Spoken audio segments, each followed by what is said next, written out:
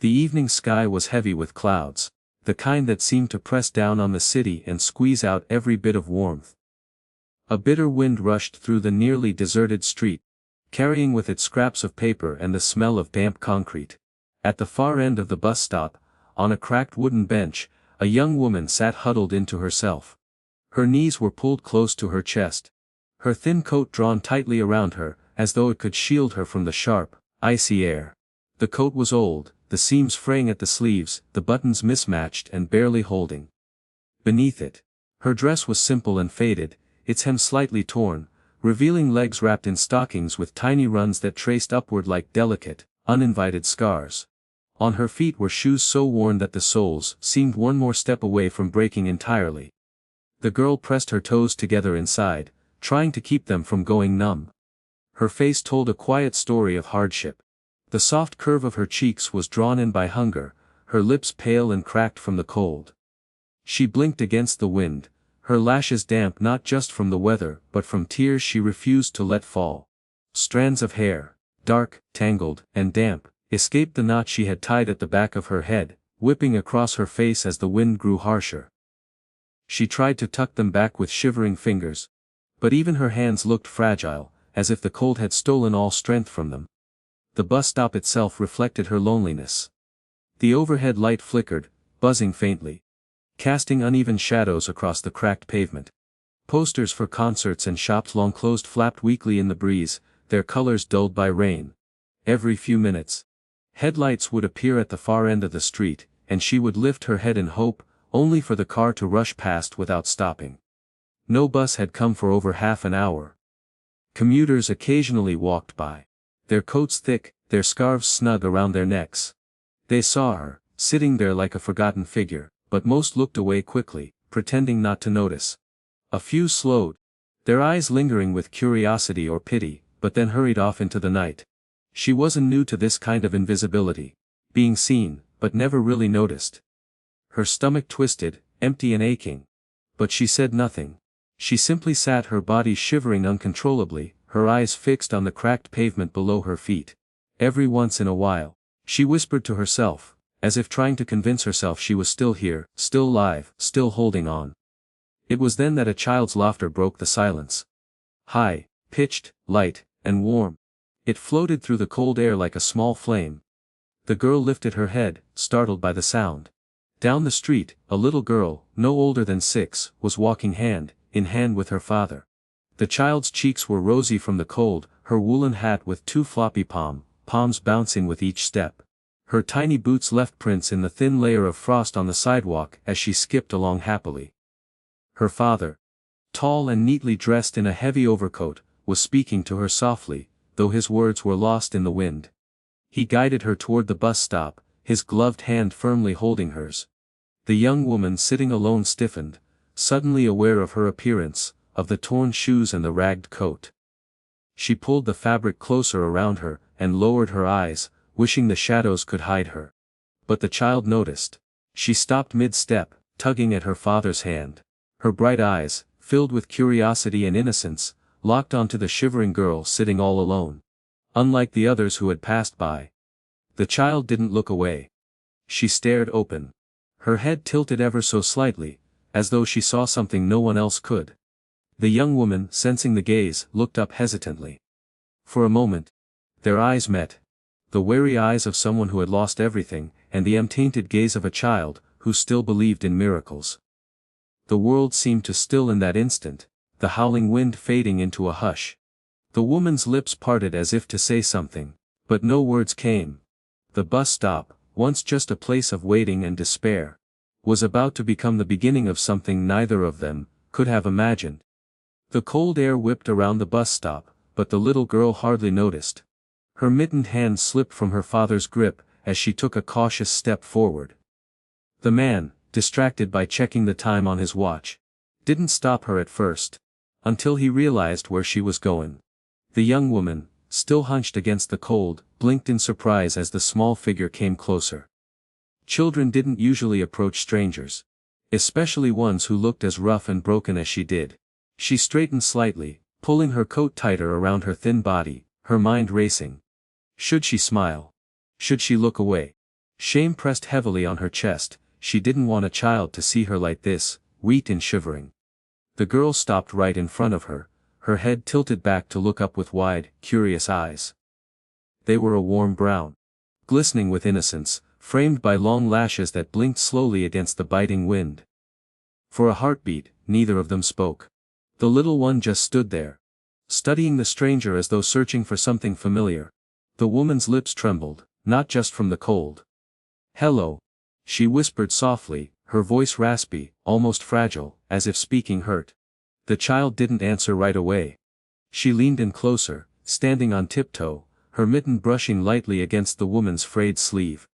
Then, in a voice so small that it was almost carried away by the wind, she whispered the words that would change everything.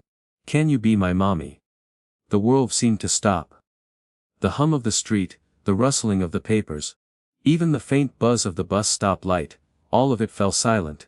The woman froze, her breath caught in her throat. Had she heard right? Her chest tightened painfully, her heart pounding against her ribs. She stared at the child, wide-eyed, trying to comprehend those impossible words. No one had called her anything close to that in years. Mommy. It felt like sunlight piercing through a sky that had long been gray. Behind them, the father stiffened. "Leela," he said gently but firmly, stepping forward and reaching for his daughter's hand. "Sweetheart, don't bother her." His tone was careful, but his face betrayed both surprise and unease. He looked at the woman quickly, then away as though uncertain how she might react. But the little girl tugged stubbornly against his hand. "Daddy," she insisted, her eyes never leaving the shivering figure before her. "She looks like she needs us. Please." Her voice wavered, full of earnestness that only a child's heart could carry. The young woman swallowed hard, her throat aching. She tried to form words but they refused to come. Instead, tears she had fought so long to hold back, finally gathered in her eyes, blurring her vision. She bit her lip, trembling. Not from the cold this time, but from something deeper, something she couldn't name. The child reached forward again, slipping her small hand into the woman's icy fingers. The warmth of that tiny touch spread through her like a fragile flame. The woman gasped softly, staring down at their joined hands, her heart unraveling. The father, now crouched beside his daughter, softened. He looked at the young woman more carefully this time. Not just seeing her tattered clothes, but the loneliness etched into her eyes. He saw how she clung to the child's hand, as though it was the only thing anchoring her to the earth. His expression shifted from concern to something gentler, though he said nothing yet. And in that quiet, at a frozen bus stop where strangers usually passed without a glance, a bond began to form, fragile, unexplainable, but real. The father knelt beside his daughter, his heavy coat brushing against the frosted ground. His gloved hand rested gently on her shoulder as he tried to coax her back. "Leela," he said softly, "you can't just ask people that. You don't even know her." His voice was calm, but there was a mixture of discomfort and confusion flickering in his eyes. He glanced at the young woman again. This time not as a nuisance or an unexpected interruption, but with a searching gaze. The young woman swallowed, suddenly ashamed. She tried to pull her hand back from the child's mittened grasp. But the little girl only held on tighter. Her small fingers pressed firmly against the woman's freezing skin, as though she feared that if she let go, the stranger might disappear forever. The father noticed this and sighed quietly, realizing that his daughter's determination wouldn't be so easily dismissed. He turned his full attention to the woman now, his tone shifting from polite distance to gentle curiosity. "You look cold," he said quietly. Do you have somewhere you're going tonight?" The question caught her off guard. She opened her mouth but hesitated, her lips trembling. She didn't want to answer. Didn't want to expose the truth to a stranger, didn't want to hear her own reality spoken aloud. But the man's eyes were steady, patient, not judgmental like so many others she had encountered. Finally, in a voice barely audible, she whispered, "No, I don't." The father's brows drew together. "No home?" he asked gently. The woman shook her head. Her throat ached with shame. She looked away quickly, blinking against the tears that threatened to fall. "Not anymore," she admitted. It's gone." The little girl, Leela, gasped softly and clutched the woman's hand even more tightly. Her child's heart didn't understand the full weight of what those words meant. But she knew enough. That this woman had nobody, nowhere to go. The father hesitated, his mind racing. His instinct was to protect his daughter, to keep her away from strangers whose pasts he didn't know. But the way this young woman sat there, shivering and broken, stirred something deep inside him. He wasn't looking at a threat. He was looking at someone who had been through too much, someone clinging to the edge. Gently, he asked, "What happened?" For a moment, she thought of lying, of brushing it off with a vague excuse. But the child's wide eyes, so open and unafraid, urged her to speak. So, with halting breaths, she began to unravel pieces of her story. She told them how she had once had a small apartment and a steady job at a cafe, but when the cafe closed without warning, everything began to unravel. Rent piled up, savings disappeared. And with no family to fall back on, she had nowhere to turn. Nights had turned into weeks of wandering from shelter to shelter, until even those doors had closed to her. Her voice cracked as she whispered, "I never thought it would happen to me. One day I had a life, and then nothing." The father listened quietly, his daughter leaning against his knee as she listened too, her small face etched with concern. He didn't interrupt, didn't rush her, just let her speak.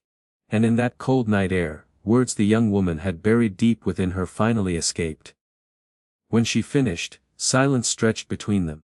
Her cheeks burned with shame, and she lowered her head, expecting the usual silence of judgment, or the awkward retreat that always followed when people heard her story. But instead, the little girl leaned forward, placing both her mittened hands on the woman's, and whispering with conviction, "Then you do need a mommy too." The father's breath caught. His daughter's words pierced straight through the night, innocent yet impossibly profound. He looked at the woman again, realized that what had begun as an awkward encounter was becoming something much more. The air had grown sharper. Every gust cutting through the young woman's thin coat like knives. Her body shivered despite her attempts to sit still, and her lips had taken on a bluish tint. The father noticed, he couldn't ignore it anymore. His daughter was still clutching the woman's hands, her little mittens wrapped tightly around the stranger's frozen fingers, as if she were determined to keep her from vanishing back into the night. The father exhaled slowly, his breath foaming a mist in the air. He knew what his instinct was telling him. To walk away, to keep his child safe, to avoid getting tangled in the life of someone he didn't know. But when he looked at the woman's hollowed cheeks and trembling frame, and then at his daughter's pleading eyes, something inside him shifted. Without another word, he unwound the woolen scarf from around his neck and leaned forward. "Here," he said gently, draping it across her shoulders. The scarf was thick, warm, and carried the faint scent of cedar and laundry soap. For a moment, she froze, staring at him as though he had handed her a priceless treasure. "I can't," she stammered, her hands instinctively moving to push it back. "I'll just get it dirty. Please. Don't." But the father shook his head firmly. "It's meant to keep someone warm. And right now, you need it more than I do." His voice carried a quiet conviction that left no room for argument. Her throat tightened, and before she could stop herself, tears welled up in her eyes. She clutched the scarf to her chest, her body trembling, not from the cold this time, but from the weight of receiving kindness she hadn't felt in so long. The little girl, her face glowing with triumph, beamed. "See, Daddy. She looks better already." She squeezed the woman's hand again, and then looked up at her eagerly. "Now you can come home with us, right?" The woman's heart lurched.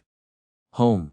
The word sounded too sweet, too impossible, like a dream she had been denied for far too long. She opened her mouth to decline, the automatic no, rising to her lips. She didn't want to be a burden. She didn't want to intrude into a stranger's life.